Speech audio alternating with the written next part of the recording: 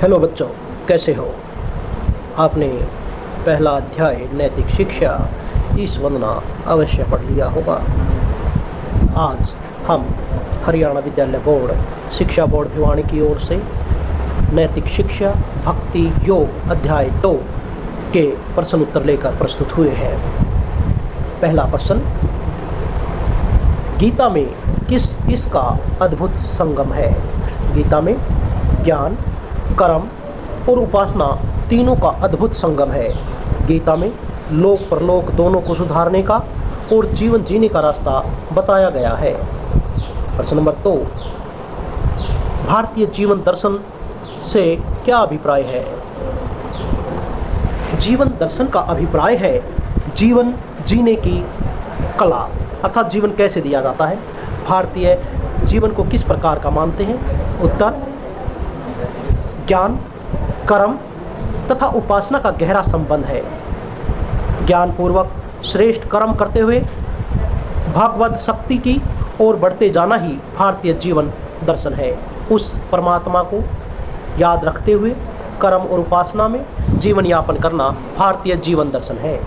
प्रश्न नंबर 3, सच्चे भगत की क्या पहचान होती है? सच्चा भक्त किसी प्राणी से द्वेष नहीं करता, किसी से ईर्ष्या नहीं करता, वह सबका मित्र और सहयोगी होता है तथा सबसे प्रेम करता है। वह अहंकार, मोह, माया आदि से दूर रहने वाला होता है।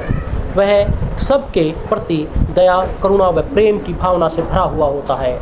वह सुख दुख में एक समान बना रहता है तथा क्षमाशील होता है। प्रश्न नंबर 4, राजा ने मंत्री को पद से क्यों हटाया?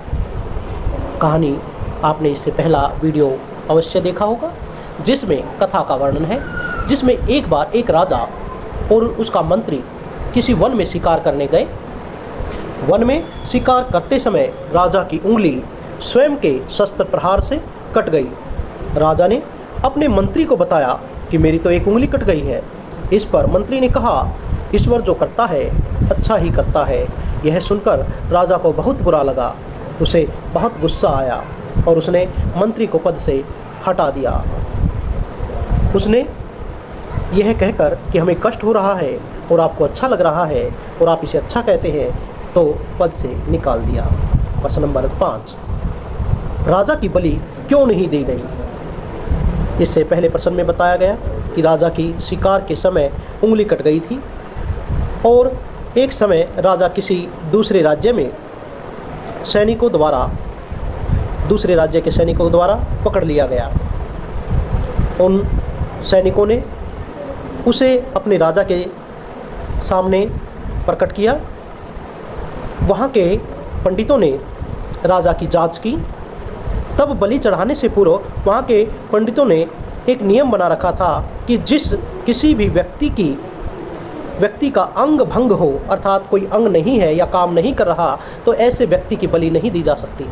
ऐसे में राजा की उंगली कटी होने के कारण उन्होंने राजा की बलि नहीं दी और उन्हें अंग भंग होने के कारण छोड़ दिया। इस प्रकार से राजा की बलि नहीं दी गई। प्रश्न नंबर 6, अमरबेल के विषय में कवि क्या कहते हैं? अमरबेल के विषय में कवि कहता है कि परमात्मा सर्वशक्तिमान है, वह बिना जड़ की अमरबेल को भी पालता है। जो ईश्वर बिना जड़ की अमरबेल का भी भरण पोषण करता है, वह प्राणी मात्र जीव का भी पालन पोषण करता है। उसी प्रकार यदि भक्त ईश्वर में सच्ची आस्था रखता है, उसका सहारा लेता है, तो परमात्मा उसका कभी साथ नहीं छोड़ता। हमें किसी अन्य के सहारे की बजाय परमात्मा का आश्रय लेना चाहिए। प्रश्न नंबर 7, वेद व्यास जी ने मनुष्य के लिए क्या उपदेश दिया है? वेद व्यास ने मनुष्य के लिए यह संदेश दिया है कि मनुष्य के जीवन में परमात्मा की शक्ति ही सबसे उत्तम है। अतः मनुष्य को नियम पूर्वक परमात्मा की भक्ति करनी चाहिए। परमात्मा की भक्ति ही उसके जीवन को मोक्ष तक पहुंचा सकती है। प्रश्न नंबर 8, भर्तृहरि ने भक्तिहीन पुरुष को निंदनीय क्यों माना है? भर्तृहरि ने भक्तिहीन पुरुष को निंदनीय इसलिए कहा है क्योंकि मनुष्य के जीवन में परमात्मा की भक्ति ही सर्वप्रिय होती है। प्रश्न नंबर 9, प्रस्तुत पाठ में से हमें क्या शिक्षा मिलती है? प्रस्तुत पाठ से हमें शिक्षा मिलती है कि हमारा जीवन ईश्वर का दिया हुआ अमूल्य उपहार है। वह उस परमात्मा के समीप है, परमात्मा रूपी है। अतः हमें अपने जीवन के अन्य कार्यों को करते हुए परमात्मा की भक्ति को भी निरंतर करनी चाहिए। पाठ में गीता के संदर्भ में भक्ति योग को मनुष्य जीवन का सीधा, सरल और जीवन उपयोगी मार्ग बताया गया है। पाठ में कहा गया है कि परमात्मा का आश्रय सर्वश्रेष्ठ है। उसी के सहारे से व्यक्ति पर ब्रह्म अर्थात मोक्ष तक भी प्राप्त कर सकता है। पाठ से हमें यह शिक्षा मिलती है कि ईश्वर सदैव हमारा ध्यान रखता है। वह हमारे लिए जो भी कुछ करता है वह अच्छा ही करता है। अतः हमें ईश्वर की में पूर्ण आस्था रखनी चाहिए। Subscribe, like